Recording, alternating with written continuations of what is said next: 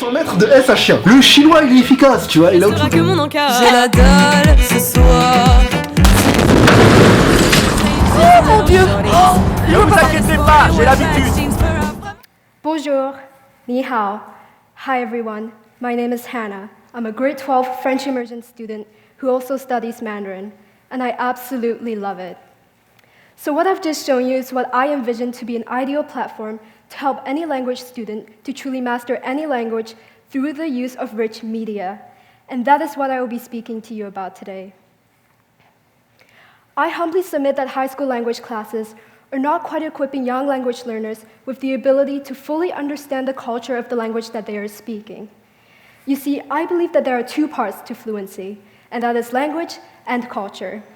So the language bit is something that we're all familiar with, because that includes speaking, vocabulary, and grammar. But without learning the culture of a language, students are simply missing out on one of the greatest parts of the learning process, and that is being able to learn the mannerisms, phrases, and subtle nuances that mirror those of native speakers.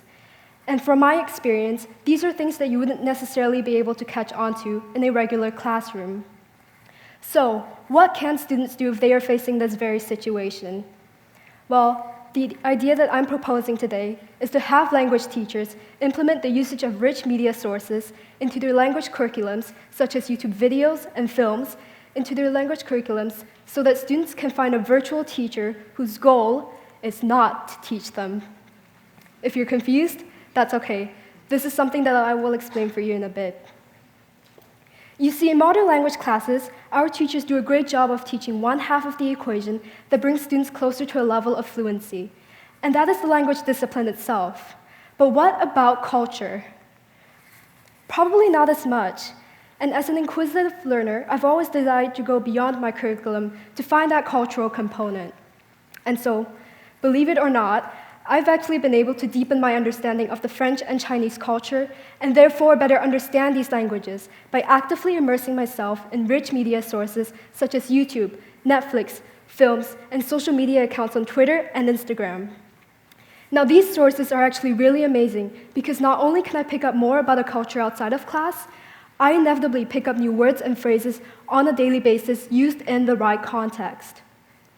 It goes without saying that our daily lives are filled with technology. We all have cell phones nowadays. And I find that technology absolutely applies to an academic setting. For example, we have Khan Academy. I find this to be an excellent example of an online platform that uses online resources to help students with their studies outside of class. But for a moment, let's look at this from the language learning perspective. Students can actually treat rich media as a learning method that simply extends beyond walls to help them with their language studies. And I do acknowledge that subjects such as math and science would require a very methodical and academic explanation. But when it comes to culture, why not take a twist on that learning method and instead have teachers go beyond their teaching scenes to bring their students beyond walls, going from the traditional constraints of a classroom to an unbounded world full of rich media. I mean this in a metaphorical sense. So earlier on, I had mentioned how students should seek out a virtual teacher whose goal is not to teach them.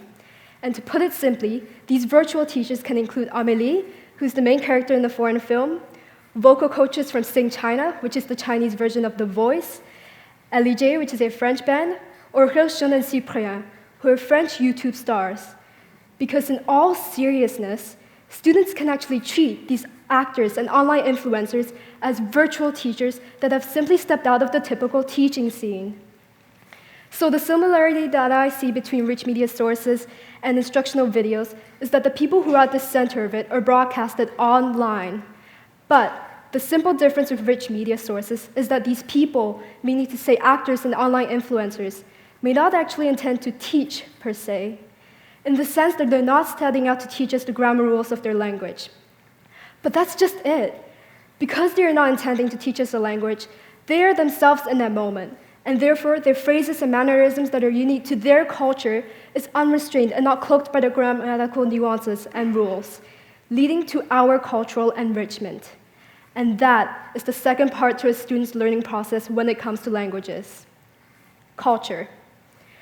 I've actually been able to personally improve upon my French-speaking accent and Chinese pronunciation just by watching these native speakers in their natural environments. And this is mostly because I can manipulate this learning medium in a way that I simply can't with textbooks, and that is being able to pause, rewind, and replay. So this way, I can always play back a scene to catch a certain phrase or to mimic an accent. And nowadays, I always take advantage of the subtitles. You know, I'm one of those peoples nowadays. And the subtitles actually help me to murmur phrases to myself over and over again. I personally find this form of internalizing highly, highly effective when it comes to learning languages. And when it comes to rich media, this is absolutely applicable. It is almost always guaranteed. But in a classroom setting, I find it near impossible to achieve. And so the question that now remains is how teachers can go about encouraging this process of discovery for their students.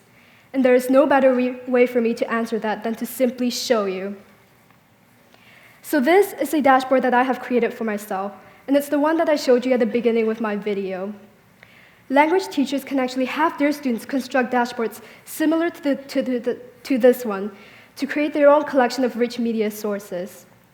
Now, there are various platforms that allow you to make dashboards such as this one, but I have chosen to make mine on a platform called Padlet. And here, I have a collection of YouTube videos, music videos, movie trailers, a social media account here and there, and a reference section, and just little nuggets of information scattered around. What's really great about this learning method is that gathering rich media sources will be the easy part for students, because whatever it is that they are interested in, be it politics, artistic material, or Pokemon Go, there's always something for everyone when it comes to rich media. And that's what's really great about this learning medium. Students will actually get to watch their favorite rich media sources while still learning from a source that may not actually intend to teach them in the very first place. And as always, because this is school, teachers can always implement a quiz into this layout to ensure that their students are still on the path to learning new words and phrases on a daily basis, because that's what we're going for after all. I so strongly believe in the power of rich media because I have personally reaped the benefits of this learning method, and so can every other student. And so, I encourage language teachers to help their students proactively find that virtual teacher. Students find the actor, YouTuber, singer, or internet superstar who, despite not having the goal to teach you, will unintentionally teach and culturally enrich you. Merci, 谢谢你. Thank you, everyone.